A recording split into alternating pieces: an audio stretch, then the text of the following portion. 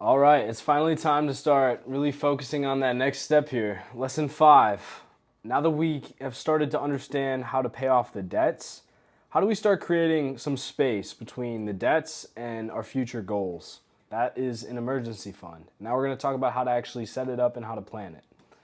Well, first of all, an emergency fund is a pretty small, simple concept, but it's important. So this lesson will be short, but it'll be very impactful to what we do here. The emergency fund is the buffer between you and the bad shit, aka the slavery, debt, right? The high interest stuff that's gonna pull you back and make you just trade in more labor for basically having what you want in the now. So again, mastering the satisfaction and the delaying gratification to get what you want when it's actually time to get it instead of now is going to be key to that.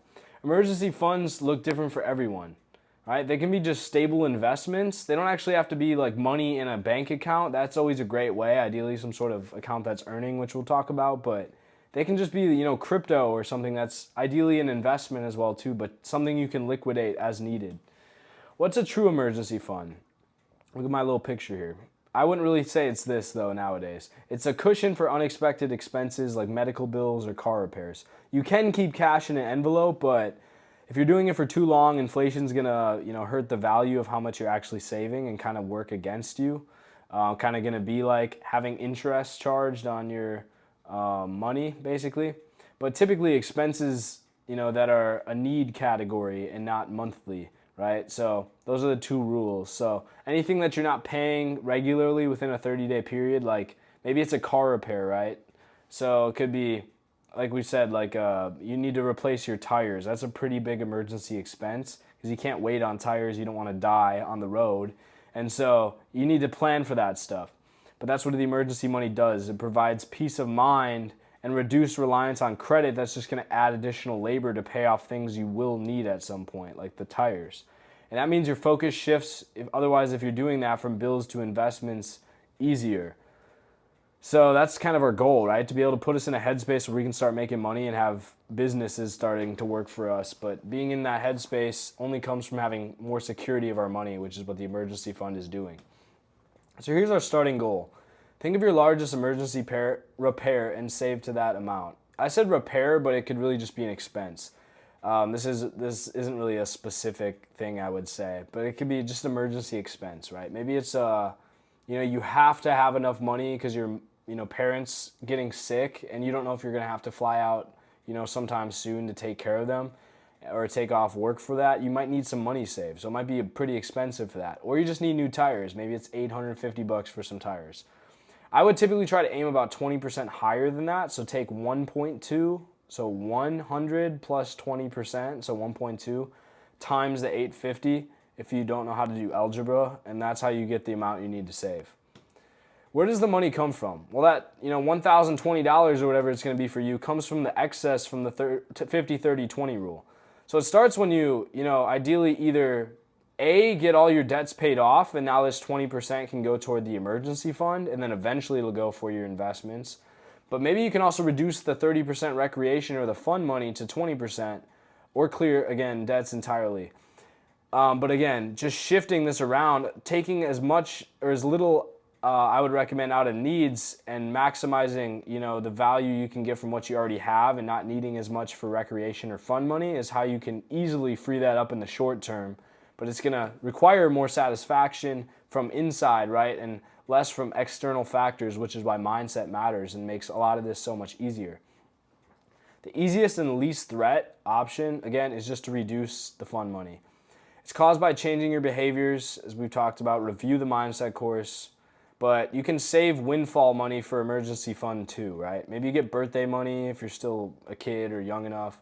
Maybe you get tax returns, $1,000 or whatever, and instead of blowing it, on a new fishing rod or an Xbox, you actually put it to good for some good use, or something else like that, like inheritance or whatever it's going to be. So I want you to track your growth too. Place that emergency money in, somewhat of a stable asset. So it needs to be fairly liquid. This is money that you need to access in a pinch. And again, not for any wants, right? It needs to be difficult enough, right, where you have to think about it. So ideally some other account and not just lumped in with your main money. At least just make a savings account and put it in there. But ideally, right, if you can put it in something that's growing, like a high yield savings account, that's probably gonna be your best option. and just track the value month to month of that account. It's built into Monarch, but you can also just regularly do that bank check-in daily, or maybe even in the longer value if you don't want to, think about it so much and keep it easier to keep off your mind. If you keep it in a spreadsheet and just check it at the end of the month when you do that budget analysis. And then finally, set goals and celebrate by spending small excesses. As we've, spent money with the wants category, if you're working hard for your goal, right, and you accomplish your emergency fund, maybe you get an extra $200 from a windfall or something like that, or just some other money come in, go have fun with that, right? Maybe put a little bit of it into the emergency fund, but, take yourself out to a nice dinner with your partner and enjoy it. The problem with emergency funds, though, I'm going to move my picture because you probably don't need to see this, but that's, a cool graphic. Categorization is the most important. You need to ask yourself, first of all, let's take tires, right, on your car.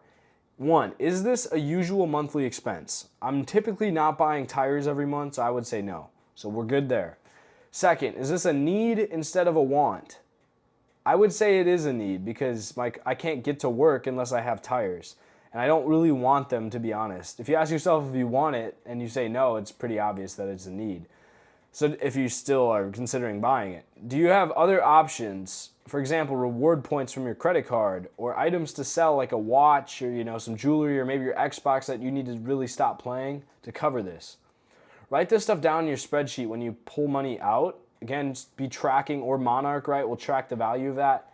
But ideally journal it, right, especially for this account. What you're spending the money on and what for, because it needs to match these criteria, and go through that checklist first, because number 3 is not really criteria, but it's just an option. Additionally, write them down, again, what the new savings goal is going to be and what was the point of it.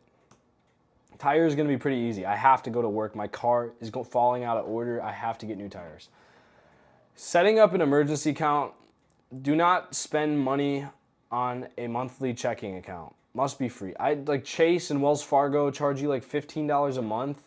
I've seen that with business accounts. Business accounts are pretty regular, but personal accounts, you should not be paying money for a personal checking account. They make enough money off you as it is. Just switch your bank if you're getting charged a fee. Or if you're overdrafting, turn on overdraft protection or go to a bank that's going to protect you and not charge you high fees for pulling a below zero balance.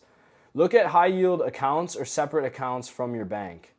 Transferring between banks makes it easier to forget about. I have American Express as my high yield savings account, which earns me 5%, literally just from putting the money in and forgetting about it.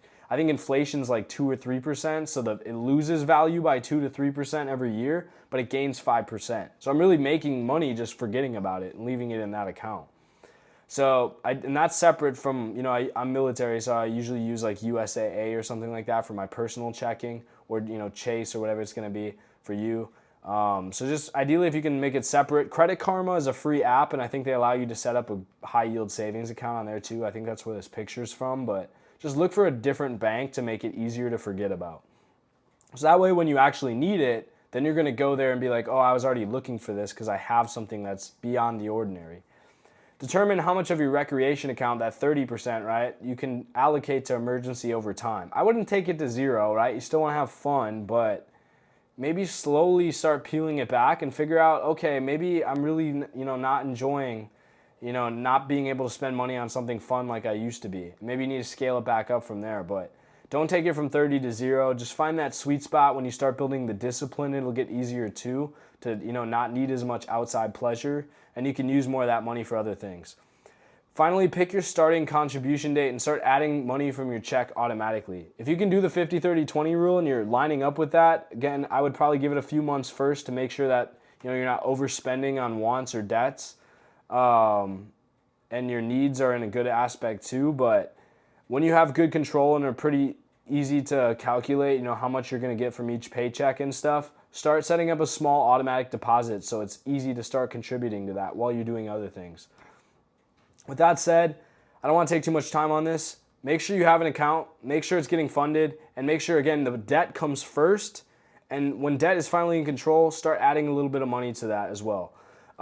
This is going to be the buffer between the debt and the enterprise, right? So if your business is falling apart, this is what this buffer money is for. It's also going to, cover anything in the short term that's going to pull you away from your business and free up that mindset to be able to have that safety to take bigger risk. So with that said, we're going to focus on the next big lesson here, really starting to wrap this course up so we can get started on building our enterprise and the legacy that we want to start making for ourselves, which is probably why you join this community. Start asking for financial advice in the chat. Again, ask a couple people to make sure you're getting good advice. But I'll be doing live sessions as well. The coaches are in here. If you want resources or anything like that, just feel free to ask and we'll try to hook you up as best as we can.